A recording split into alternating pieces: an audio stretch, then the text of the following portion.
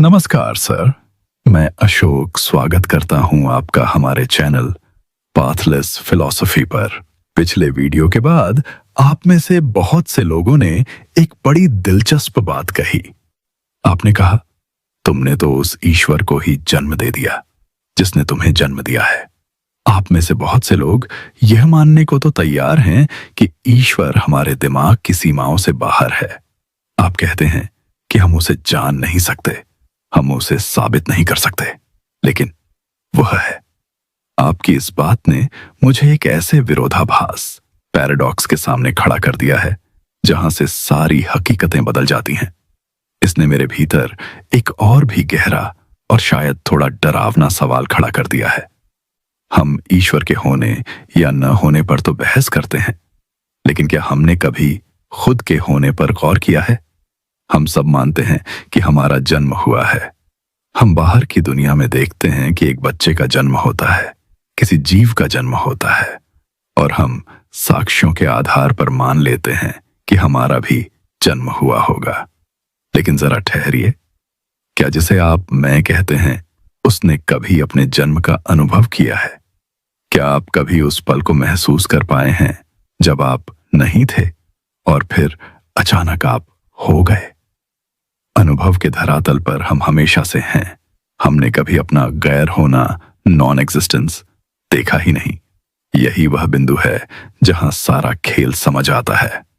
अगर मैं अपने ही जन्म का अनुभव नहीं कर सकता, तो मैं ईश्वर के जन्म या उसके होने का अनुभव कैसे करूंगा?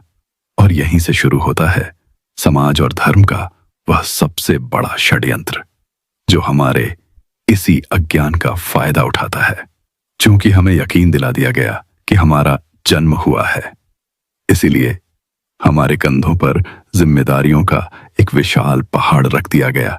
चूंकि तुम लाए गए हो, इसीलिए तुम कर्जदार हो।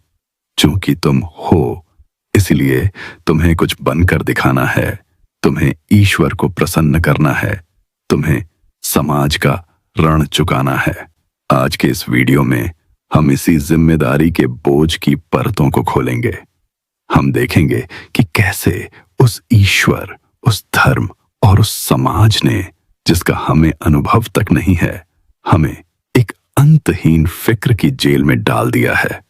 हम बात करेंगे उस महान मुक्ति की जो तब मिलती है जब हमें पता चलता है कि हमारी वैसी कोई जिम्मेदारी है ही नहीं जैसा हमें बताया गया है। हमें बचपन से ही डराया गया है। धर्मों ने कहा, ईश्वर तुम्हें देख रहा है, तुम्हारी जिम्मेदारी है उसे प्रसन्न करना। समाज ने कहा, तुम्हें कुछ बनकर दिखाना है, तुम्हारी जिम्मेदारी है सफल होना। आधुनिक युग ने कहा, तुम्हें दुनिया बदलनी है, इतिहास रचना है। लेकिन आज मैं आपसे एक ऐसा सच कहने जा रहा हूं जो आपको पूरी तरह खाली कर देगा। सच्चाई यह है कि आपकी ऐसी कोई जिम्मेदारी नहीं है, न ईश्वर के प्रति, न धर्म के प्रति, न समाज के प्रति, और न ही इस तथाकथित आधुनिक दुनिया के प्रति। ये सब कृत्रिम जाल हैं जो आपकी निश्चिंतता को, आपकी शांति को नियंत्रित करने के लिए बुने गए हैं। प्रकृति ने आपको केवल एक ही काम दिया था, अपने जीवन को बचाए रखना, भोजन से इस शरीर की मशीन को चलाना और सांस लेना। बस इसके अलावा आप जो कुछ भी कर रहे हैं वह सिर्फ एक खेल है जिसे आपने गंभीर जिम्मेदारी समझ लिया है। और सुनिए, अगर आप यह भी ना करें, अगर आप इस जीवन को चलाने से मना भी कर दें, तो ब्रह्मांड को रत्ती भर भी फर्क नहीं पड़ता। प्रकृति शोक नहीं मनाएगी, वह जीवन के प्रवाह के लिए कोई और विकल्प ढूंढ लेगी, किसी और जीव को चुन लेगी, किसी और ग्रह पर नया खेल शुरू कर देगी। आप अनिवार्य नहीं हैं, आप इस संसार के मैनेजर नहीं हैं। आप यहां सिर्फ एक ऐसे मेहमान हैं जो चंद पालों में समाप्त हो जाएगा। आज के इस वीडियो में मैं इसी पर्दे को उठाऊंगा। हम बात करेंगे उस महान मुक्ति की जो तब मिलती है जब आप यह स्वीकार कर लेते हैं कि ऊपर कोई नहीं देख रहा और मेरा कोई दिव्य उद्देश्य नहीं है। तैयार हो जाइए उस बोझ को उतार फेंकने के लिए जिसे आप सदियों से ढोते आ रहे हैं। चलिए अस्तित्वगत निश्चिंतता की इस यात्रा पर। भाग 1। मनुष्य ने कैसे इतिहास में हर बार धोखा खाया। इतिहास को अक्सर राजाओं की विजय और साम्राज्यों के पतन की कहानी माना जाता है, लेकिन इतिहास की एक और परत है जो हमारे मानस साइकी के भीतर दबी हुई है। यह कहानी है जिम्मेदारी के क्रमिक विकास की। क्या आपने कभी सोचा है कि आज आप जिस तनाव, एंजाइटी और भविष्य की फिक्र में जी रहे हैं, वह आपके डीएनए में नहीं बल्कि इतिहास की किताबों से आई है। प्रकृति ने मनुष्य को निश्चिंत रहने के लिए बनाया था, लेकिन सभ्यताओं ने उसे जिम्मेदार बना दिया। आज हम मानव इतिहास के उस सफर पर निकलेंगे जहां हम देखेंगे कि कैसे हर युग ने कर्तव्य की एक नई परिभाषा गढ़ी, ताकि आप कभी यह न जान सकें कि आप असल में मुफ्त और आजाद हैं। लाखों साल पहले हमारे पूर्वज अफ्रीका के जंगलों और मैदानों में घूमते थे। उस समय भविष्य नाम की कोई बीमारी नहीं थी। आदिमानव के लिए जिम्मेदारी का अर्थ बहुत सरल था। भूख लगने पर भोजन खोजना और खतरे के समय गुफा की तलाश करना। वहां कोई देश नहीं था जिसके लिए मरना हो। वहां कोई ऑफिस नहीं था जहां प्रमोशन पाना हो। प्रकृति का नियम स्पष्ट था, तुम हो क्योंकि तुम अब भी जीवित हो। लेकिन जैसे ही मनुष्य ने आग पर नियंत्रण पाया और छोटे कबीले बनाना शुरू किया, सामूहिक जिम्मेदारी का पहला बीज बोया गया। कबीले के सरदार ने महसूस किया कि अगर वह लोगों को डराकर नहीं रखेगा तो वह उन पर शासन नहीं कर पाएगा। यहीं से सुरक्षा के बदले स्वतंत्रता का सौदा शुरू हुआ। मनुष्य ने पहली बार अपनी निश्चिंतता को कबीले की वफादारी के नाम पर गिरवी रख दिया। लगभग 10,000 साल पहले मनुष्य ने शिकार छोड़कर खेती शुरू की। इतिहासकार युवल नोआ हरारी इसे इतिहास का सबसे बड़ा धोखा कहते हैं। खेती ने मनुष्य को एक जगह बांध दिया। अब उसके पास अनाज का भंडार था जिसे बचाने की जिम्मेदारी उसके कंधों पर आ गई। अब उसे केवल आज की नहीं बल्कि अगले साल के अकाल की भी फिक्र करनी थी। इसी फिक्र को संगठित करने के लिए देवताओं का जन्म हुआ। वर्षा के देवता, फसल के देवता और न्याय के देवता। पुजारियों ने कहना शुरू किया, अगर तुम्हारी फसल बर्बाद हुई है तो यह तुम्हारी जिम्मेदारी है, क्योंकि तुमने देवताओं को प्रसन्न नहीं किया। यहां से मनुष्य के भीतर अपराध बोध, गिल्ट का प्रवेश हुआ। वह अब केवल एक जीव नहीं था, वह एक पापी या पुण्य आत्मा बनने की दौड़ में शामिल हो गया। मिस्र के पिरामिडों से लेकर मेसोपोटामिया के मंदिरों तक जिम्मेदारी का स्वरूप अब ईश्वरीय हो गया था। राजाओं ने खुद को भगवान का अंश घोषित कर दिया। मिस्र के फराओ फेरोस ने दावा किया कि वे सूर्यदेव के पुत्र हैं। जरा सोचिए, एक आम मजदूर जो चिलचिलाती धूप में पत्थर ढो रहा था, उसे यह विश्वास दिलाया गया कि यह उसकी ब्रह्मांडीय जिम्मेदारी है। अगर वह पत्थर नहीं ढोएगा तो ब्रह्मांड का संतुलन बिगड़ जाएगा। हम्मुराबी की विधि संहिता, कोड ऑफ हम्मुराबी ने पहली बार कानूनों को पत्थर पर लिखा। इन कानूनों ने बताया कि तुम्हारी जिम्मेदारी क्या है। समाज को वर्गों में बांट दिया गया। एक दास की जिम्मेदारी सेवा करना थी और एक योद्धा की जिम्मेदारी मरना। निश्चिंत होना अब केवल शासकों का विशेषाधिकार बन गया और आम आदमी के लिए फिक्र ही उसकी नियति बना दी गई। मध्यकाल या डार्क एजेस में जिम्मेदारी का केंद्र पृथ्वी से हटकर स्वर्ग पर चला गया। यूरोप में चर्च और भारत में सामंतवाद ने मनुष्य को मानसिक रूप से जकड़ लिया। चर्च ने नर्क की इतनी भयावह कल्पनाएं पेश की कि लोग अपनी वर्तमान खुशी को त्यागने के लिए तैयार हो गए। आपकी सबसे बड़ी जिम्मेदारी अब यह थी कि आप मरने के बाद कहां जाएंगे। महान दार्शनिक मोंटेन ने इस दौर के बारे में कहा था कि लोग जीने की तैयारी में ही अपना जीवन बिता देते हैं। सामंतवाद, फ्यूडलिज्म ने एक ऐसी व्यवस्था बनाई जहां किसान अपनी जमीन का मालिक नहीं बल्कि एक किराएदार था। उसकी जिम्मेदारी अपने मालिक को अमीर बनाना थी। उसे सिखाया गया कि गरीबी में जीना ही ईश्वर की इच्छा है। इस तरह विद्रोह की हर संभावना को धार्मिक जिम्मेदारी के नाम पर कुचल दिया गया। 18वीं सदी में जब भाप के इंजन चले तो सब कुछ बदल गया। अब ईश्वर पुराना पड़ चुका था और पूंजी नया भगवान बन गई। कारखानों को ऐसे लोगों की जरूरत थी जो घड़ी की सुइयों पर नाच सकें। यहीं से समय ही पैसा है, टाइम इज मनी का मंत्र आया। आपकी जिम्मेदारी अब यह थी कि आप उत्पादक, प्रोडक्टिव बने।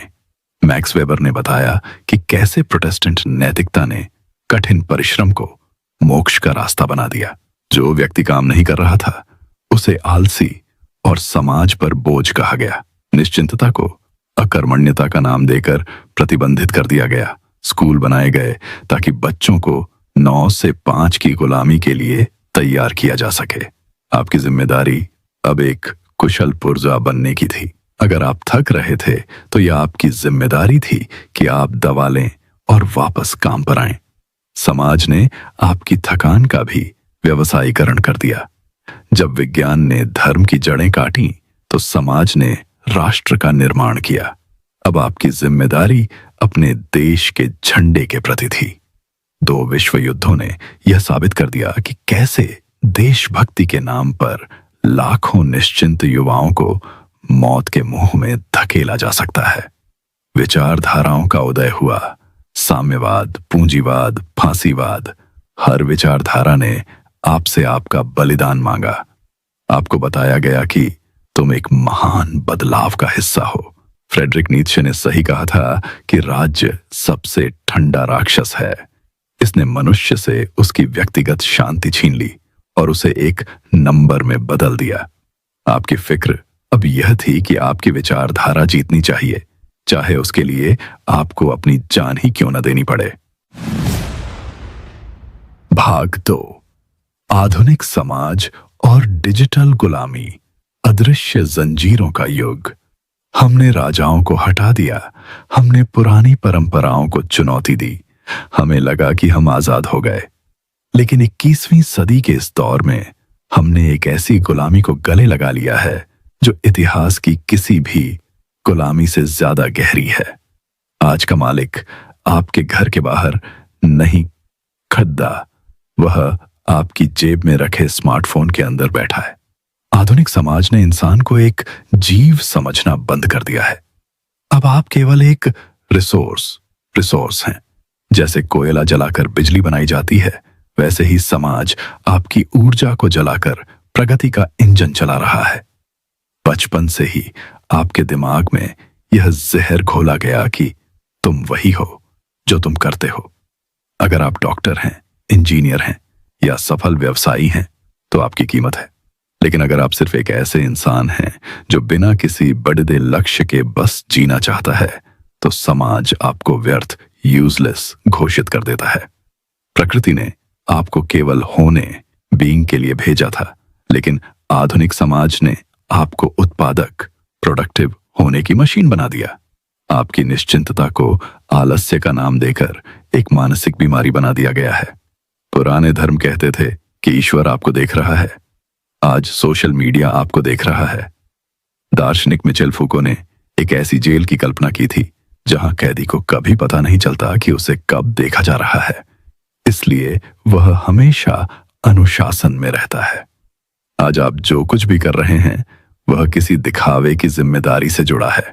आपको सफल दिखना है, आपको खुश दिखना है, आपको जिम्मेदार दिखना है। हर लाइक और कमेंट आपकी उस झूठी पहचान पर मोहर लगाता है जिसे बचाने की जिम्मेदारी आपने अपने कंधों पर ले ली है।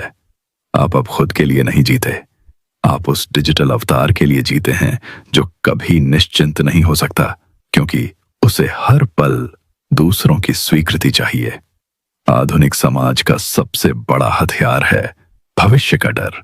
आपको डराया जाता है कि यदि आपने आज खुद को नहीं घिसा तो कल आपका अस्तित्व मिट जाएगा।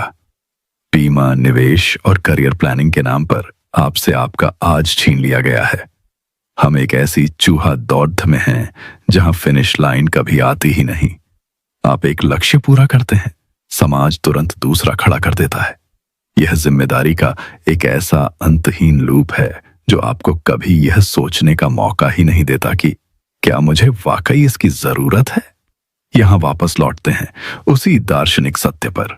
आप जिसे अपनी बड़ी सफलता या बड़ी असफलता कह रहे हैं, उसकी गूंज आपके कमरे की दीवारों के बाहर भी नहीं सुनाई देती। ब्रह्मांड की दृष्टि में आप और एक पहाड़ पर उगने वाली घास बराबर हैं।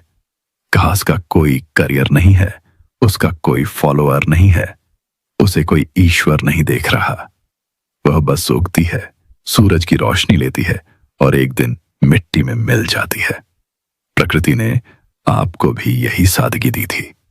उसने आपको केवल इस शरीर की मशीन चलाने की जिम्मेदारी दी थी, लेकिन आपने समाज के उस शोर को अपना धर्म मान लिया जो कहता है कि तुम्हें कुछ महान करना है। सच तो यह है कि महानता का विचार ही आपकी सबसे बड़ी बेड़ी है। आधुनिक समाज चाहता है कि आप सार्थक, मीनिंगफुल होने के लिए तड़पें, लेकिन अल्बर्ट कामू जैसे विचारकों ने कहा था कि जीवन एब्सर्ड यानी बेतुका है, और इसी बेतुकेपन को स्वीकार करना ही सच्ची आजादी है। जब आप यह जान लेते हैं कि न समाज को आपकी परवाह है, न भविष्य को आपकी जरूरत है, और न ही प्रकृति आपके बिना रुकने वाली है, तब आप उस महान बोझ को नीचे रख देते हैं। आप काम करते हैं क्योंकि शरीर को भोजन चाहिए, लेकिन आप उस काम के गुलाम नहीं बनते। आप प्रेम करते हैं क्योंकि हृदय को जुड़ाव चाहिए, लेकिन आप रिश्तों के बोझ तले नहीं दबते। आप आजाद हो जाते हैं क्योंकि आप आखिरकार यह समझ जाते हैं कि निश्चिंत होना आपका अधिकार नहीं, बल्कि आपका असली स्वभाव है। भाग 3, प्रकृति का सरल सत्य और अनिवार्यता का भ्रम। जब हम ईश्वर के काल्पनिक सिंहासन और समाज के शोर शराबे वाले कारखाने से बाहर निकलते हैं, तब हमारा सामना उस मौन से होता है जिसे हम प्रकृति कहते हैं। यहां पहुंचकर जिम्मेदारी की सारी मानवीय परिभाषाएं अर्थहीन हो जाती हैं। यहां न कोई पुरस्कार है, न कोई दंड, यहां केवल प्रवाह है। सदियों से हमें सिखाया गया कि हम अशरफुल मखलूकात हैं, यानी हम सृष्टि की सबसे सर्वश्रेष्ठ रचना। इसी अहंकार ने हमें यह सोचने पर मजबूर किया कि अगर हम नहीं होंगे तो यह दुनिया रुक जाएगी। लेकिन चार्ल्स डार्विन ने जब प्राकृतिक चयन का सिद्धांत दिया तो उन्होंने हमारे इस अहंकार की जड़ें काट दी। उन्होंने साबित किया कि हम किसी दिव्य योजना का हिस्सा नहीं, बल्कि करोड़ों वर्षों के ट्रायल एंड एरर का एक आकस्मिक परिणाम है। प्रकृति के पास हमारे जैसे लाखों प्रयोग पहले भी रहे हैं और भविष्य में भी रहेंगे।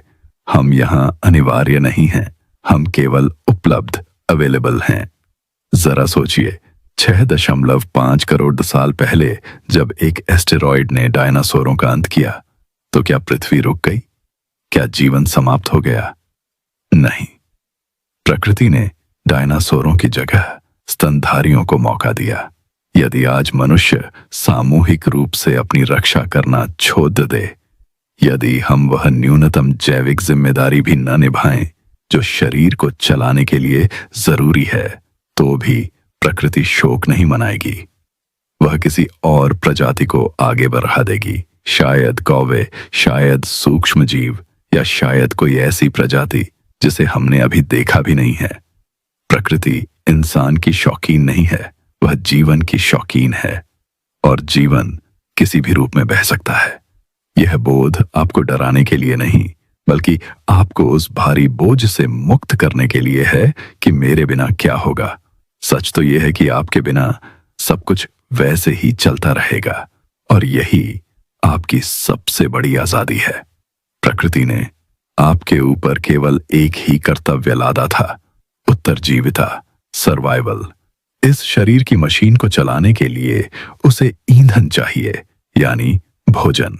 उसे सुरक्षा चाहिए, यानी छत। बस इसके पार आप जो कुछ भी कर रहे हैं, चाहे वह करियर बनाना हो, इतिहास रचना हो या आदर्शों के लिए मरना हो, वह सब मनुष्य द्वारा बनाया गया बोझ है। प्रकृति आपसे यह नहीं पूछती कि आप सफल हुए या नहीं।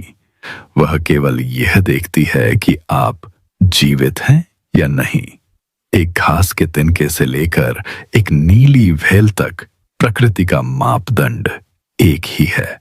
अगर आप आज सिर्फ अपनी भूख मिटा रहे हैं और चैन की सांस ले रहे हैं, तो आपने प्रकृति के प्रति अपना सारा कर्ज चुका दिया है। बाकी सब जो आप ढो रहे हैं, वह आपकी अपनी कल्पना का बोझ है। प्रकृति की सबसे बड़ी खूबसूरती उसकी तटस्थता है। उसे फर्क नहीं पड़ता कि आप एक महान राजा हैं या एक साधारण मजदूर। सूर्य की किरणें दोनों पर बराबर गिरती हैं। वायरस दोनों को बराबर मार सकता है। जब आप यह स्वीकार कर लेते हैं कि ब्रह्मांड को मेरी परवाह नहीं है, तो आप उस जेल से बाहर आ जाते हैं जहां आपको हर पल परफेक्ट दिखना था। अब आप अपनी गलतियों पर हंस सकते हैं। आप अपनी विफलताओं को गले लगा सकते हैं, क्योंकि जिस अस्तित्व को आपके होने से कोई फर्क नहीं पड़ता, वह आपके हारने का हिसाब भी नहीं रखेगा। यह उपेक्षा, इंडिफरेंस ही सच्ची सुरक्षा है।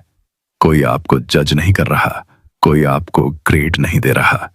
आप आजाद हैं कि आप अपनी इस छोटी सी यात्रा को किसी महान उद्देश्य के नाम पर कुर्बान न करें और बस इस अस्तित्व का अनुभव करें। प्रकृति ने आपको एक मेहमान के तौर पर भेजा है, मैनेजर के तौर पर नहीं।